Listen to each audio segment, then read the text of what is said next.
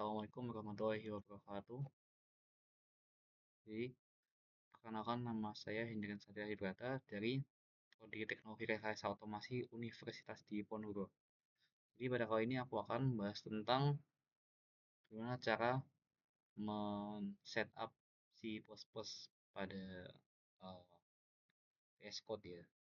Dan sebelum itu, ya syaratnya adalah kalian harus punya VS Code terlebih dahulu. Jadi ini aku sudah punya ya VS Code.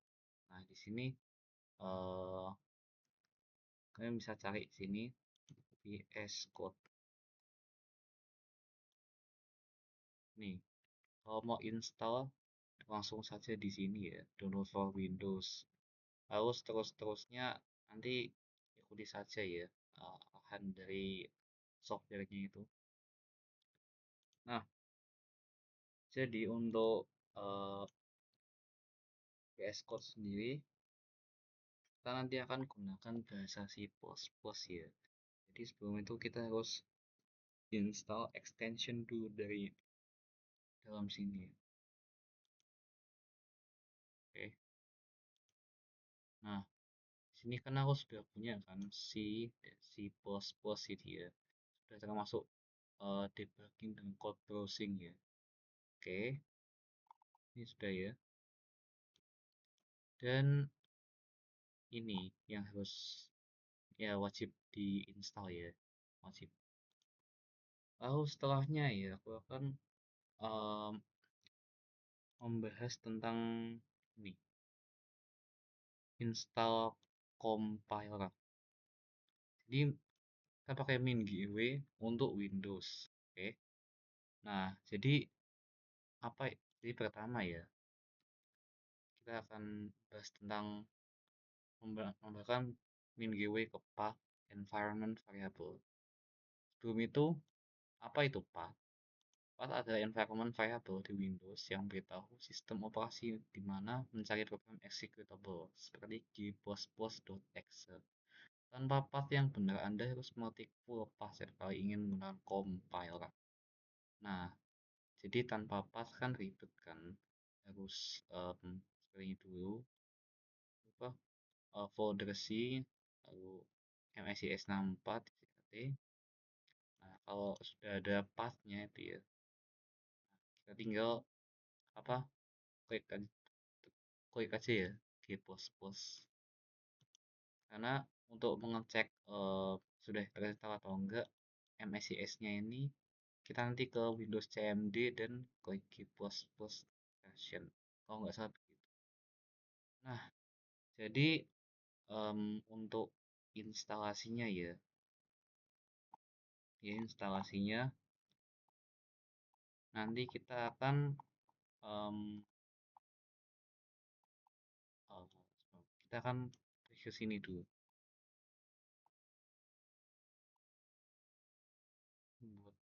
Oke. Nah, pertama kita buka browser dulu ya. Nah, ini. Dan kunjungi www.msis2.org. Nah, masuk.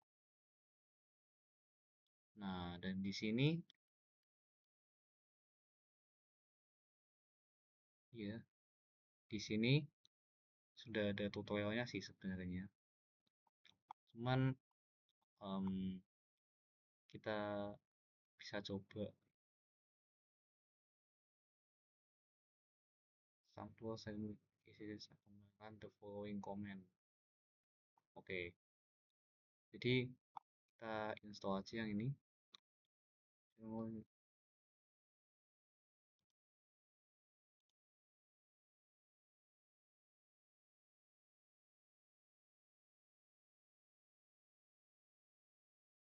Oke, kita langsung mulai aja ya. Kita pakai X ya, Windows X86. Oke, mungkin ini agak sedikit lama, jadi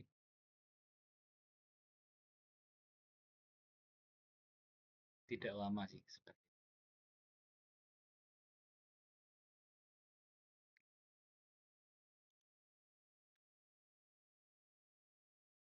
Oke, jadi ini sudah terinstall ya. kita masuk MSYS setup. Oke, kita ikutin aja langkahnya di sini. Enter your desired installation folder. Oke, installation folder berarti ke sini. Next, kita ke C ya. Ke C. Nah, kita ke C ini. Dan MSYS. Oke.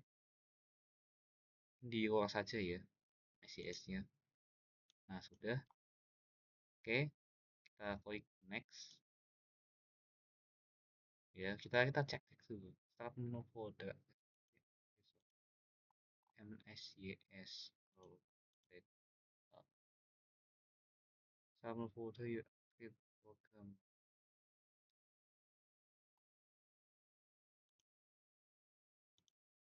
Kita ulangi saja ya, coba. Kita ulangi saja. Nah, kita ke sini, ke MSYS. Terus start menu folder. Cap, Gravity, maintenance, system, tools. Nah, kita bikin folder baru aja ya, biar biar gampang gitu. Nah, kita langsung install saja.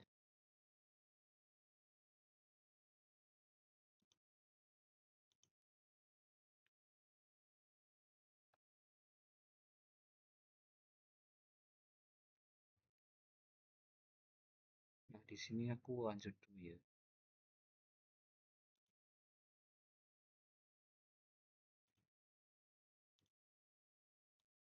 Nah, jadi sudah terinstall ya.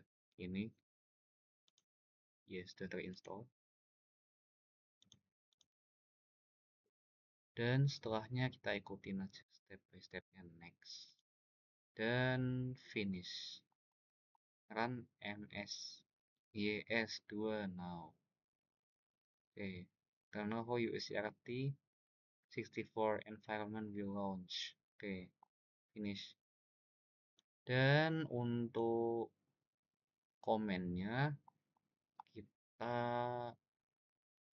ini ya. Nah, kita copy paste aja. Nah, kita copy di sini. Wah, nggak bisa.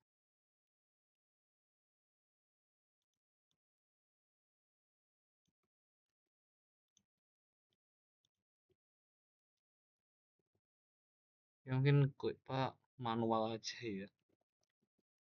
Back S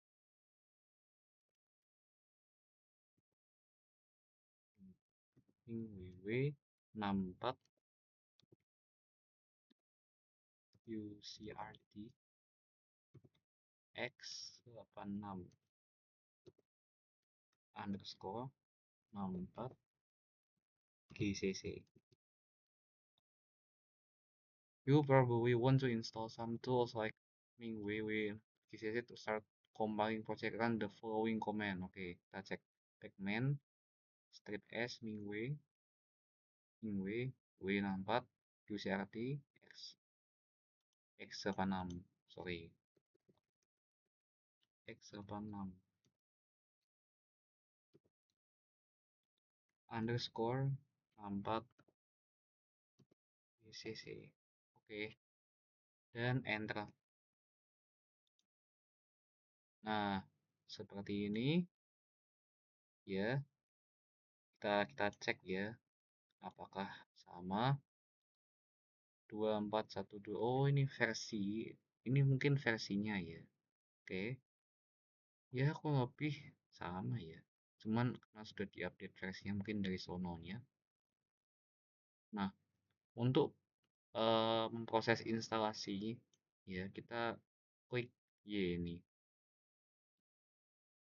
Please enter to continue. Nah, proceed with installation dulu, installation continue, you can call GCC. Nah, coba kita lihat di sini ya. Jadi kalau nggak salah tadi ada di terminal, di terminalnya ya. Kita klik Y maksudnya.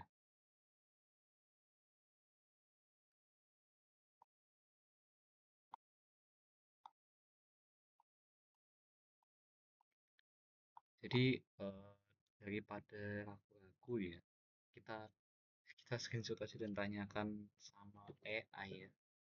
Karena memang eh, hal-hal seperti itu tidak bisa itu ya, dikira-kira ya. Kalau nggak tahu harus langsung tanya. Ya, jangan pernah mencoba-coba sendiri, apalagi kalau laptopnya laptop itu ya, laptop mahal ya. Sayang kalau misal sistemnya diobrak-abrik terus nggak tahu apa-apa, tiba-tiba ya begitulah banyak kasusnya. Next step yang harus dilakukan, kita tanyakan saja ini, karena kan kita punya fitur bernama AI ya. Oke, sedang konfirmasi untuk download, untuk install. Next step, oke, kita klik huruf Y. Nah, di sini berarti kata si AI-nya, MSJS2 terminal sudah terbuka, komen pacman sudah dijalankan, tinggal menunggu konfirmasi. Oke, berarti kita klik Y ya. Nah, di sini kita menunggu saja ya. Proses instalasinya di sini mungkin cukup lama karena size-nya 545 MB ya. Oke, ya tunggu saja ya, 145 MB ya.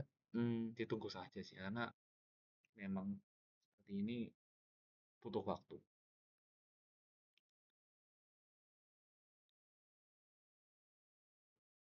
Nah, oke.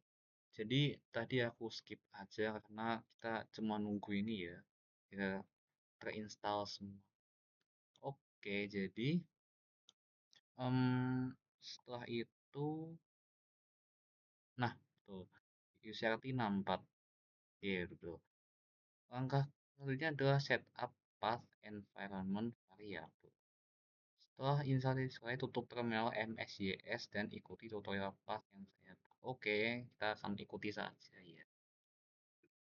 Nih, ini tutorial kita kita buat mudah saja gitu. Nah, kita klik apa? Windows R ya untuk membuka CMD ya. Nah, sini dan kita klik sysdm.cpl. Nah, oke. Klik advance environment variable. Environment variable. Nah, ini dia. Oke, di sini sistem variable pilih path dan edit. Nah, edit, klik new. New, oke. Ketik C, kita copy paste bisa. Kita klik new. Nah, hit bin, klik OK. MSCS 64, UCRT 64, bin, oke. Nah, pada semua dialog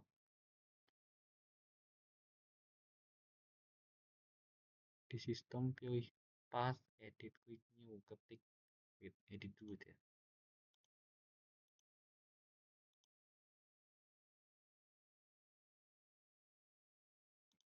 Ya udah. Oke, sudah. Oke, oke, oke, oke, oke, oke. Terus dialog. Verifikasi installasi tutup semua terminal yang terbuka dan buka PowerShell atau CMD yang baru. Oke, buka CMD yang baru, kita close semua. Nah, jadi langkah ini ya, Windows R dulu, CMD masuk, dan oke, kita akan mengeceknya ya.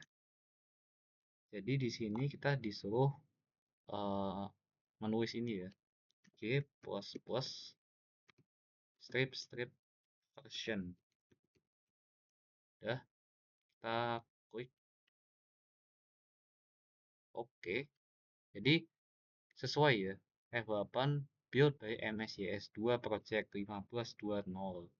Copyright Rodriguez Free Software Foundation Inc. Setup VS Code. Oke, berarti sudah berhasil ya. Kita sudah menambahkan ini ke path.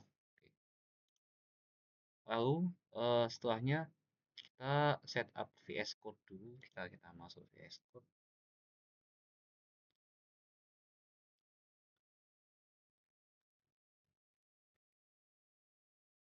Nah, kayak di sini install ekstensi plus plus buat folder proyeksi plus plus. Oke, kita ke sini dulu ya. Oh, well ya. Jadi tadi kan kita mencoba bikin file ya. Si plus plus itu kita bikin new file terus eh apa .cpp ini udah otomatis membuat file dengan format C++ ya, dan outputnya seperti ini ya. Dan aku berusaha coba-coba ini membuat hello world ya, hanya hello world ya, tapi debug ya Allah, dan itu sangat-sangat ribet ya benar. C++ itu lebih ribet daripada Python ya, harus dikompil terlebih dahulu. Dan ya, aku terpaksa tanya ini, tanya cloud, dan dijawab. Ini sama GitHub ya, dijawab GitHub ya. Oke. Eh,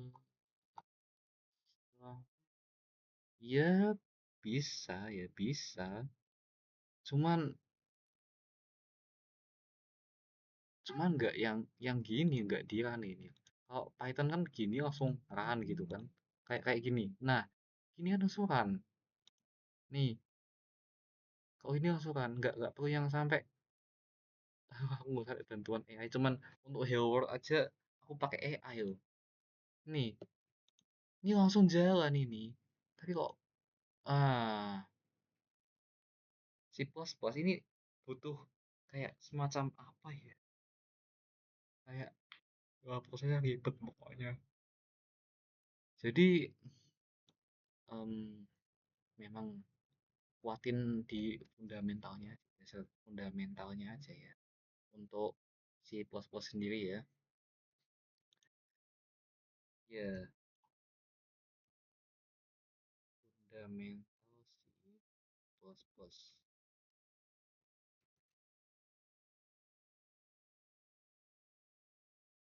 Nah, karena ya fundamental C++. Oke,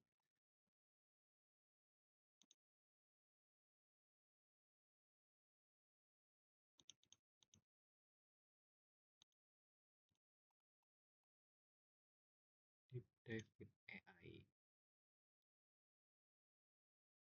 Oke, kita baca saja. Konsep saja basic syntax, variable, data type, operator, control flow, function, array, pointer. Oke, oke. Kita buka ya. Strukturnya aja. Include IO stream. Oh iya, include IO stream. Oke, ini iya tadi nih. Ini include IO stream. Sudah. Using namespace std standard namespace function integer main. Integer main, oke. Enum num nu variable expression output, outputnya tuh count harusnya ya. Gak ada ya, bingung saya dah. Full boolean values input output operator flow condition groups. Baik, seperti ini. Dan ya sudah muak sebenarnya. Dan oke, ini enggak. Oh,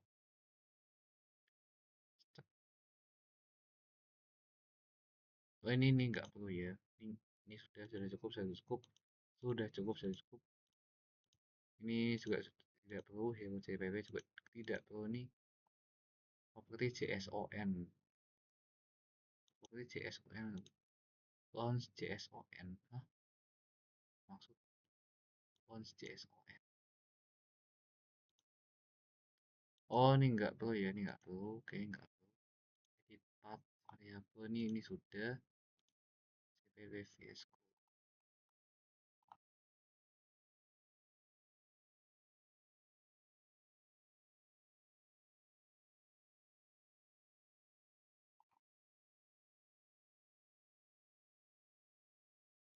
Variabel hello world symbol cpp project summary. Oke. Jadi sudah ya. Sekian untuk konfigurasi si bahasa C++ di VS Code nih. Lanjutannya akan kita bermain di Tinkercad bersama Arduino ya. Arduino.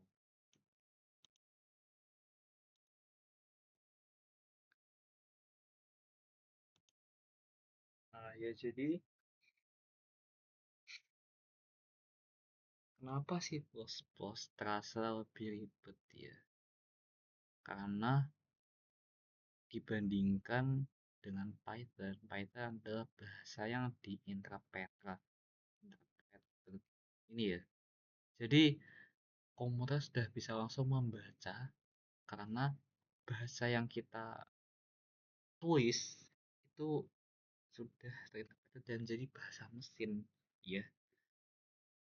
Sedangkan C++ adalah bahasa yang dikompil ya, tidak bisa langsung menjalankannya. Kode C++ saya tulis hello CPP masih dalam bahasa manusiawi, bisa dibaca oleh programmer tapi komputer belum bisa menjalankannya secara langsung. Komputer hanya bisa mengerti bahasa mesin-mesin kode menggunakan 0 dan 1. Jadi compiler G++. Oke, baca saja ya. Ini kenapa Anda harus ini dulu itu dulu gitu. Oke, ini tadi ya keluhanku karena bener-bener pusing ya. Untuk JSON sendiri aku nggak paham dah. Aku belum paham, maksudnya belum paham. Anda harus memberitahu VS Code bagaimana cara compile kode Anda lewat task JSON dan bagaimana cara menjalankan contohnya lewat launch JSON. Jadi makanya tadi di uh, pas tombol running ya itu kan ada opsi apa opsi bukan opsi ya, itu harus di debug dulu ya. Nah pas di debug itu kita diminta untuk membuat file ini ya task.json. Nah ternyata itu untuk mengompil ya, untuk mengompil ya. Jadi setelah task.json baru launch JSON. Nah setelah itu instruksi untuk instruksi bisa melakukan dua langkah tadi secara otomatis F5 cetak F5 tanpa file ini terus mengetik di proses hero CPP. Ya Allah. Oh ya, saya buat pakai Python saja ini kan bagus. Ini trade off. Udah format saya berita itu langsung kan tapi kenapa itu real time jadi lebih lambat. Oke, lebih ribet tapi kan lebih itu ya, lebih cepat terjangkau. Well, itu saja untuk kali ini dan terima kasih. Dan terima kasih. Oke, kita masuk ke teori ya. Untuk struktur bahasa kode C++. Ini terdiri dari beberapa bagian penting. Oke, jadi kerangka struktur dasar C++, CPP. Ini ada include IO stream ya, sebagai header ya. Sebagai header. Nah, ini dia. Sebagai header. Using namespace std sebagai standard namespace. Kemudian fungsi utama main function. Oke, integer. Ini integer main sebagai main function. Terus count hello dunia, hello world, and sebagai output. Oke, output pernyataan. Oke, ini instruksinya ya. Nah, return statement. Oke, penjelasannya. Nih, ini adalah include IO-Stream. Ini adalah preprosesor directive menginstruksikan kompiler menyalakan header file IO-Stream.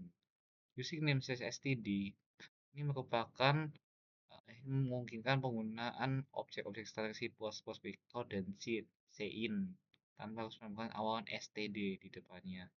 Integer main itu fungsi utama dari setiap program C++. Eksekusi program selalu dimulai dengan fungsi ini. Ketika menunjukkan fungsi ini akan menggunakan nilai bertipe integer bilangan bulat.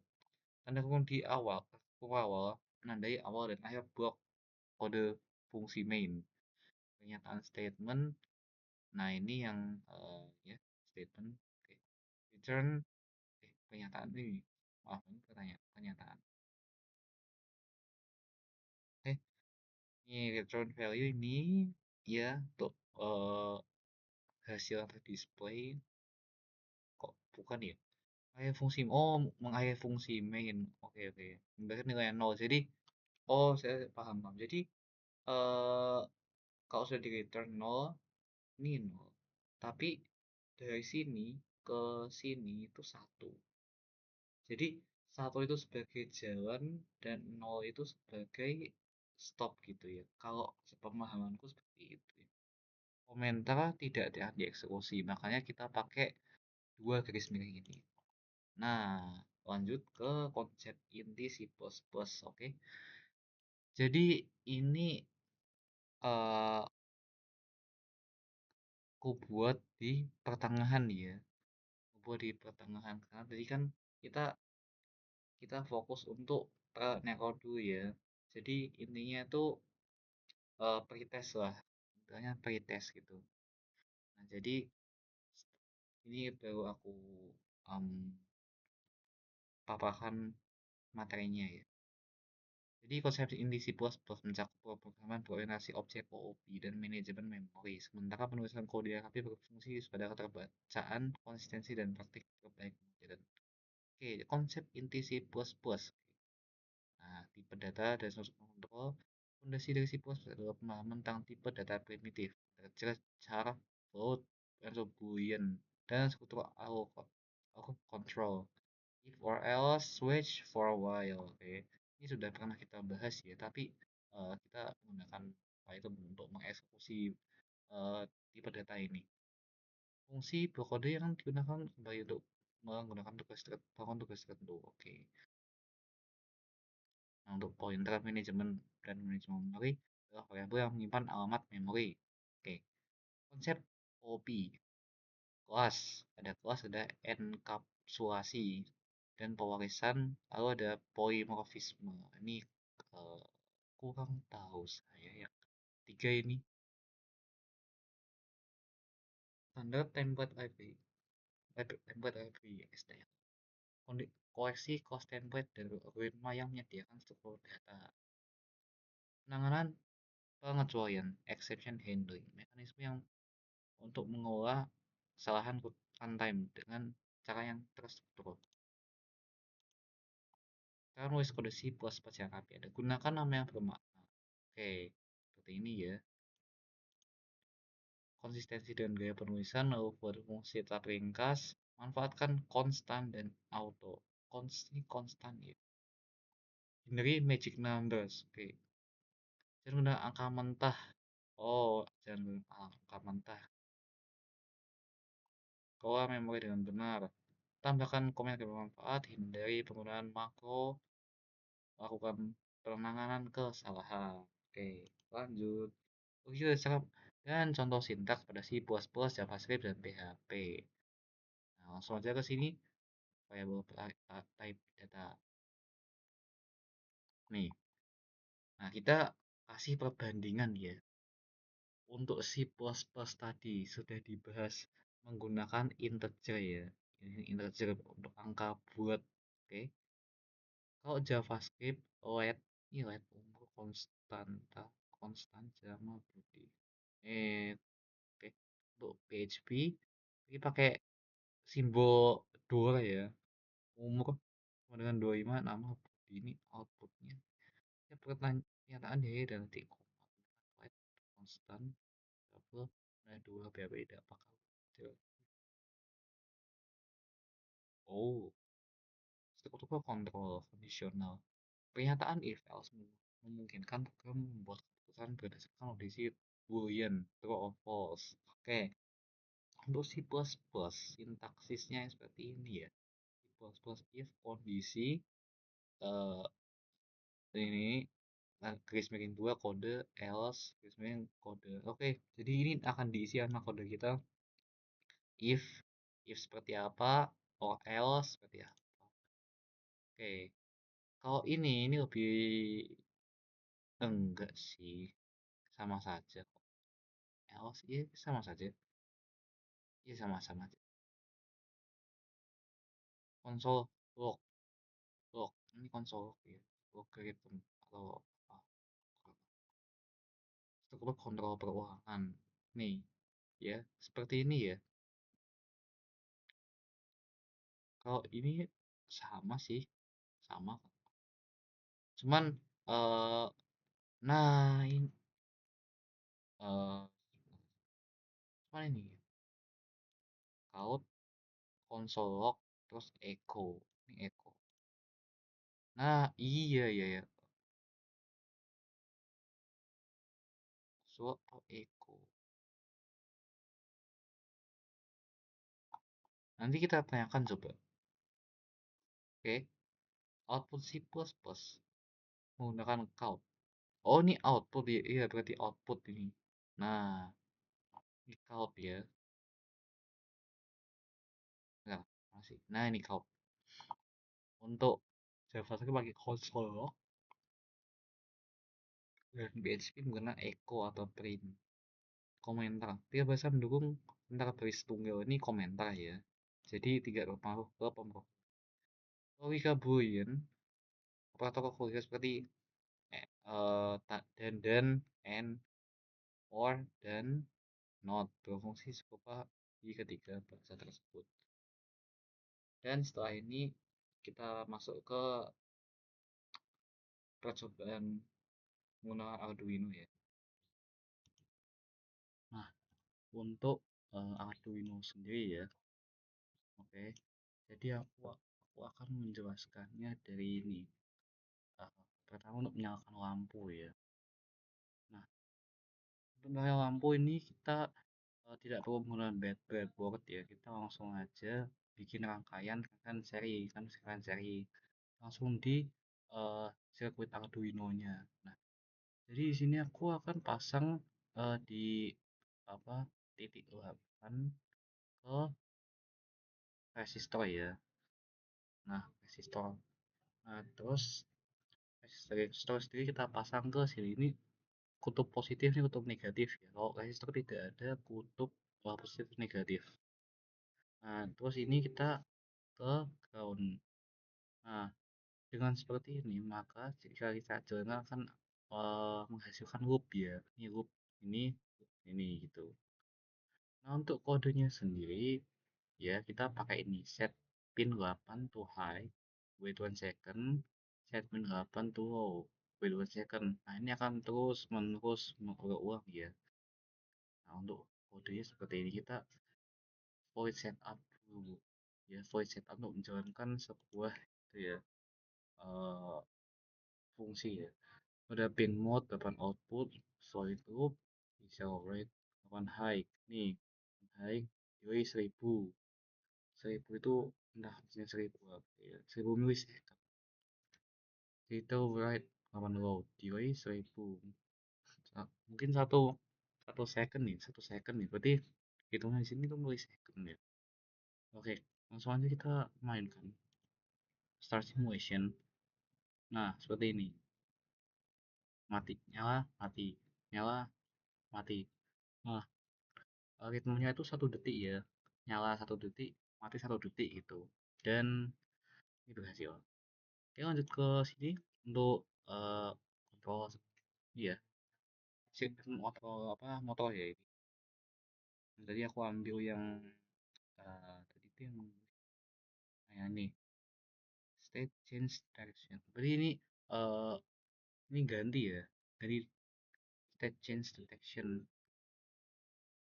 Ini ada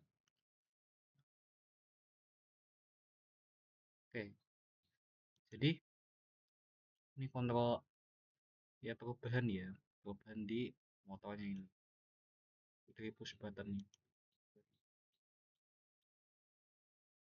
Nah, ya kita cari.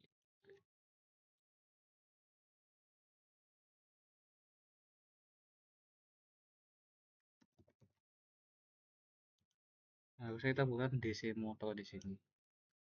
Nah, tapi kita coba lihat code-nya dulu ya. Nah, ini kompleks banget ya. Oke.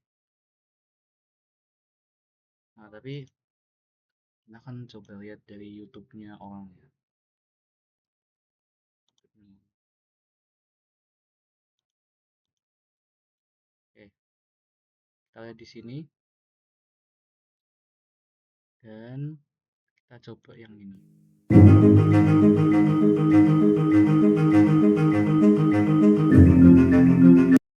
Oke, di sini diperintahkan kita untuk menjawab ini ya. Eh, Setelah itu kita akan coba untuk mengontrol DC motor ya. Nah, di sini kita akan pasang dengan menghubungkan apa poin 7 ke ini positif dan negatifnya ke 8. Nah, untuk kodenya sendiri ya, kodenya ini kan set 8 ke set 8 kan. Nah, ini salah. Karena apa? Karena kita mulai dari gitu ya. Kita mulai dari pin 7. Nah, ini pin 7. Jadi, yang perlu kita pindah adalah ini. Nah, 7. Oke, kita lihat di sini aja ya. High to low. Oke. Nah, seperti ini. Oke. Jadi, kita masuk 7, 8 output dan tuh. Digital write 8 high, digital write 2 low. Write 2 low. Nah, kita atur sendiri ya. Ya, kita atur sendiri coba. Tapi kita coba-coba dulu.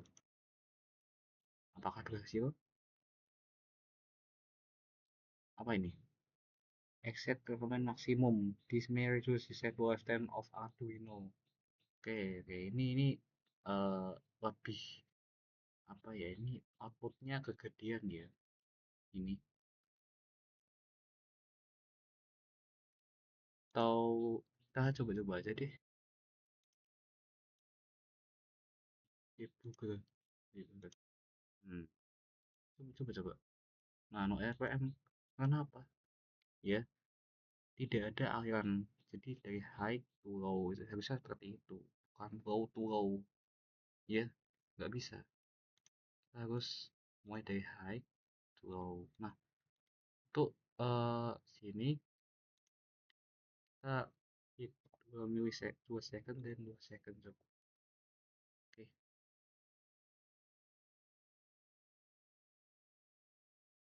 Nah, tapi kita akan coba sini ya. Nah, mencoba yang seperti ini. Kita pisahkan dulu. Oke. Masuk tong sampah ya. Tong sampah. Nah, ini kita akan nulis kodenya ya. Kita akan menulis kodenya. Oke. Jadi seperti ini. 8 high 7 low. Oke. Nah, ini yang kebawah ini 8 high 7 low. Untuk ke bawahnya. Oke. Digital write 8 delay 2000. Nah, delay 2000. 2000 apa? 2000 milisecond. Nah, berarti 2 detik. Oke. Nah, kita lebarin aja deh ya halamannya biar nggak kesulitan gitu. Oh, enggak ngaruh tuh.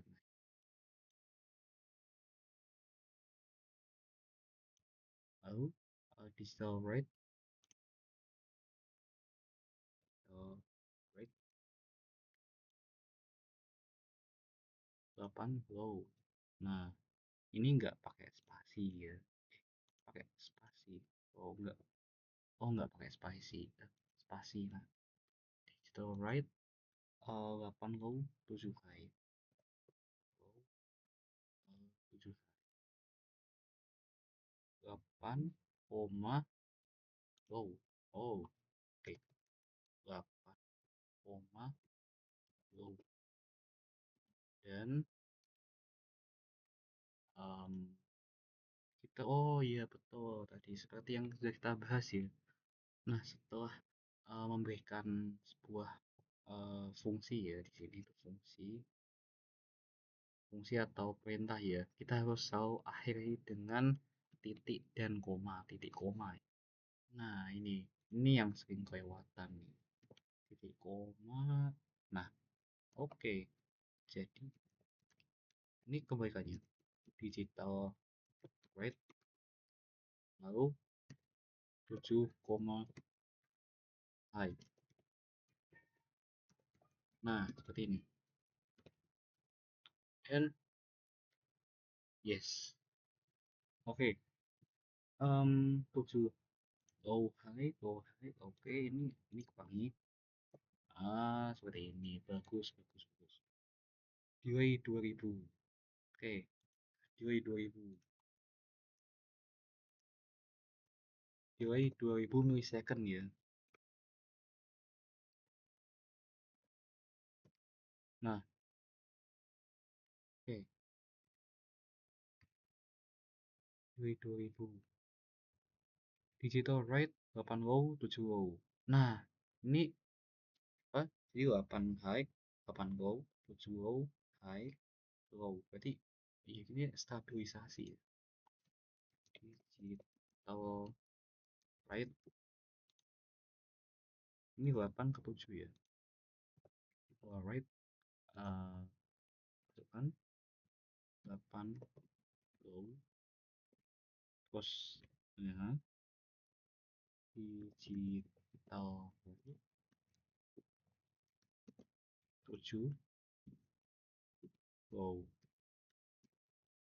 Oke, dan ya kita mungkin udah sampai step terakhir di way 1000. Nah, di way 1000, di way 1000. Nah, seperti ini. Baik, kita akan coba apakah berhasil ya, kita akan coba apakah berhasil. Nah, oh iya, ini tuh mengarahkan apa namanya, si si motornya dia, motor atau servo itu kan DC motor ya. Jadi putarannya tuh pertama sini dulu, baru kiri dulu, baru ke kanan. Nah, kalau dari perspektif kita ya, itu karena apa? Nah, kita analisis di sini. Kita menulis pertama eh high to low, 8 high to low ya. Ini loop pertama. Apa artinya? Artinya arus tuh mengalirnya dari 8 ke 7. Nah, di sini 8 ke 7. Nah, ini saya tunggu dulu. Nah, ini 8 ke 7. Ini loop pertama. Arus dari sini muter 7. Nah, untuk loop kedua kita eh, pakai dari 7 ke 8, tapi kita tulisnya dari 8 low, 7 high. Nah, berarti ini kebaikannya. Kenapa? Kok bisa gitu?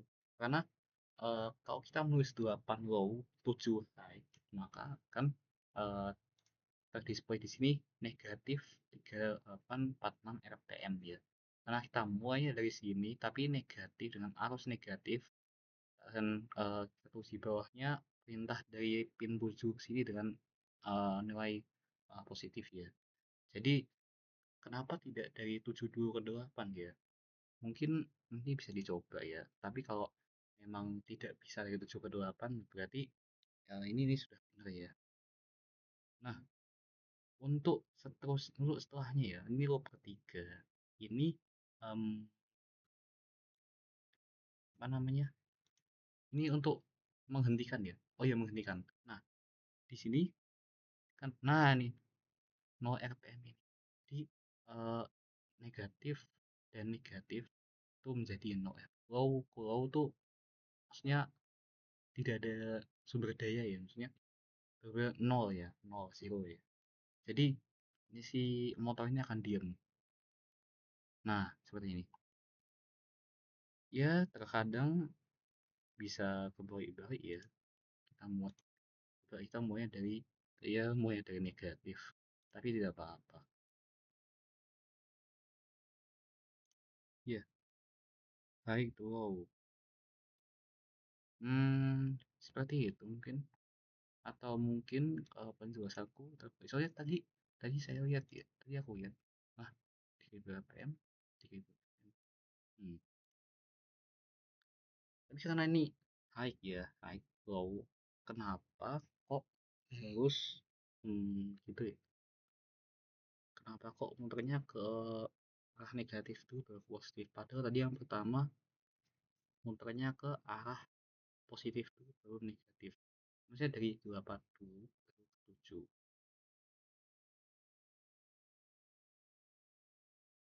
Hmm. Apa tadi penjelasan salah atau gimana? Jujur kurang terlalu paham. Tapi yang jelas eh, fungsi ini tuh untuk memutar memutar balikan itu ya perputaran si apa motornya itu sih. Nah, jadi em, ini untuk praktek Arduino ya, yang dasar-dasar banget. Dan ya, terima kasih sudah menonton. Saya pamit undur diri ya. Wassalamualaikum warahmatullahi wabarakatuh.